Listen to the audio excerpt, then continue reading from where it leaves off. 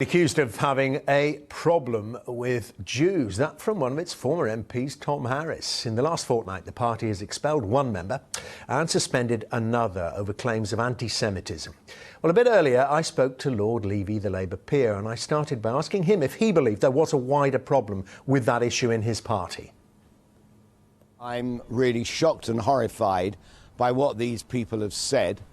They have been expelled from the party with immediacy, and frankly it is now up to the leadership to make sure that there is a clear and unequivocal message out there that anti-Semitism in any form will not be tolerated within the Labour Party, and the leadership must come out with that message in absolutely a specific way, because from my perspective, being a member of this party, that is of paramount importance to me.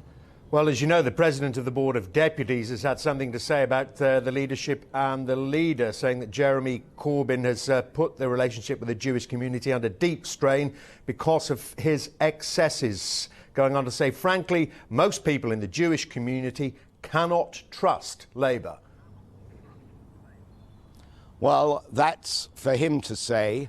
I think one needs to look historically at the Labour Party, and in the years when I was very deeply involved with Tony Blair, I think this is a party that was very trusted and very loved by the Jewish community, and that continued under Gordon Brown. It certainly was in the Harold Wilson era. Let me say this to you, Dermot.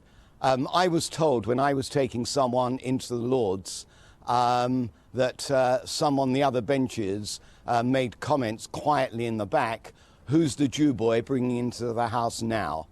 You know, anti-Semitism in any political party cannot be tolerated, and it is for the leadership to make that absolutely clear. If they don't make that clear, then I will start to question myself and actually question my being a Labour peer and a proud member of the Labour Party. But I think coming out with statements that have just been made, let us not narrow this down to a political party. Let us talk about anti-Semitism in the wider sense, and that there must be zero tolerance. Desecration of gravestones, graffiti, let alone physical abuse.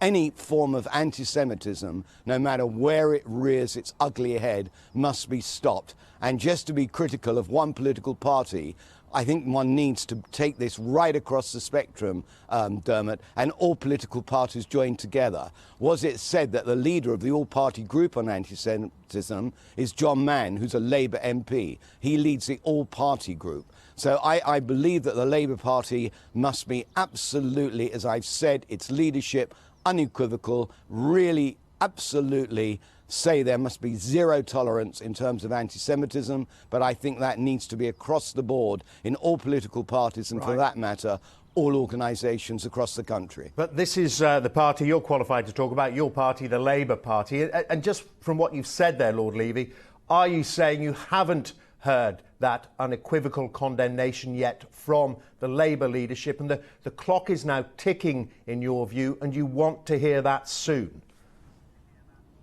Well, those are your words, Dermot, but frankly, I do echo those sentiments, because as far as I'm concerned, I want to hear that from the leadership, and I think there needs to be a statement that is categoric and specific against any form of anti-Semitism, and that any person who joins the Labour Party or who is a member of the Labour Party who comes up with such vile comments as has been made by these two people who've now been expelled, and the problems that they've been in Oxford, that they are dealt with immediacy and not wait for there to be any media furor, but they are dealt with absolutely as anyone hears about it, they are hit on the head with immediacy. And can I just ask you lastly, Lord Levy, about the current situation within the government?